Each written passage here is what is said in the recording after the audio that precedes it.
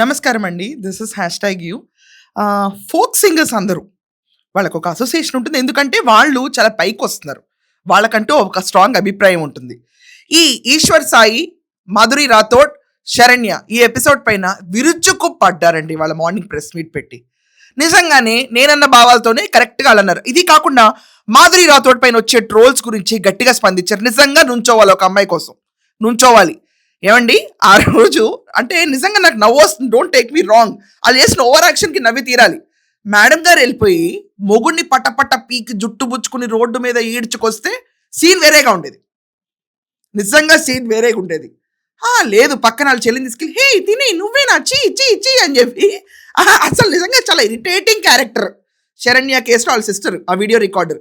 ఇంకా ఆమె చెప్తూ ఉంటుంది ప్రతిసారి నేను అప్లోడ్ చేస్తాను, చేస్తాయి అని చెప్పింది. మరుసటి రోజు వచ్చి పతివ్రతలా కూర్చుని ఎప్పుడు కూర్చుంది, మాధురి రాథోడ్ వెళ్ళి కేసు పెట్టింది.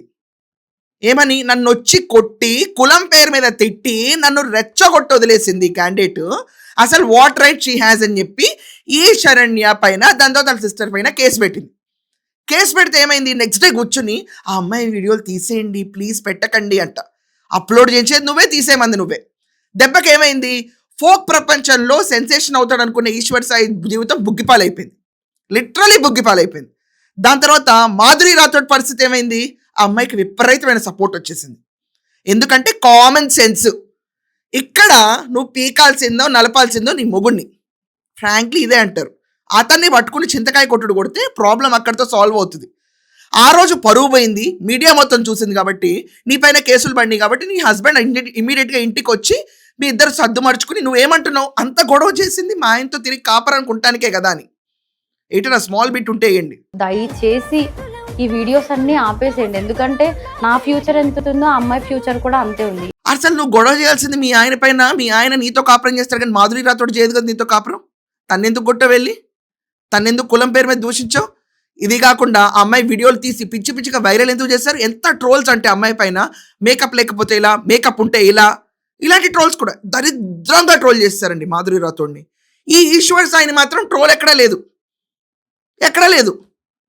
వాళ్ళ ఆ శరణ్య వెళ్ళి మొత్తం పరువు తీసిపెట్టింది. మీ హస్బెండ్ని నువ్వు పీక్కో, ఆ వీడియో తీ, బాగా తీ, ఫుల్ రెజల్యూషన్లో ప్రాపర్ లైట్ వేసి స్టూడియో లైట్స్ పెట్టి గట్టిగా పీకు, you have all the right. కానీ నువ్వు కూర్చోబెట్టి ఆ అమ్మాయిని పీకి నీ చెల్లిలా వీడియోలు అప్లోడ్ చేసి ఇష్టం వచ్చినట్టు రాష్ట్రం అంతా చూపించేసి, ఇది కాకుండా ఈ అమ్మాయి క్యారెక్టర్ ఇదే అని చెప్పి వాళ్ళ అమ్మ చెప్పిందని చెప్పి నువ్వు వేసి నీ పైన కేసు పడిన వెంటనే లేదండి నేను నా కాపురం సరి చేసుకోవడానికి వెళ్ళి అమ్మాయిని పీకాను, దాని తర్వాత మా ఆయన వచ్చేసాడు మేము బాగానే ఉన్నాం ఇప్పుడంటే, పోయిన అమ్మాయి పరువుకి నువ్వేం చెప్తావు. మొత్తం ఫోక్ ఇండస్ట్రీ వచ్చి ఇప్పుడు ఏమంటుంది, నువ్వు సారీ చెప్పి బయటకు వచ్చాను, రాదు. నువ్వు సారీ చెప్పకపోతే మీ ఆయన భవిష్యత్తే లేదు. ఇంకొక 10 రోజులు అయిన తర్వాత మీ ఆయన ఎక్కడైనా దొరికాడు అనుకో, ఈ విషయంలో కాదు ఏ విషయంలో అయినా అసలు మీడియానే ఫోకస్ చేయదు, నువ్వు నీ చెల్లెలు అప్లోడ్ చేసుకుని ఎవరు చూడరు. ఇది ఫ్యాక్ట్. కామన్ సెన్స్ చూసే వాళ్ళందరికీ ఉంటుంది. ఆమెని బీకడం ఏంటి, ఇతన్ని బీకాలి కదా అని. అతను బయటకు వచ్చి ఒక్క స్టేట్మెంట్ ఇవ్వడు, సారీ కూడా చెప్పడు, మీకు మీరు సర్దుమర్చుకుంటారు అంతా.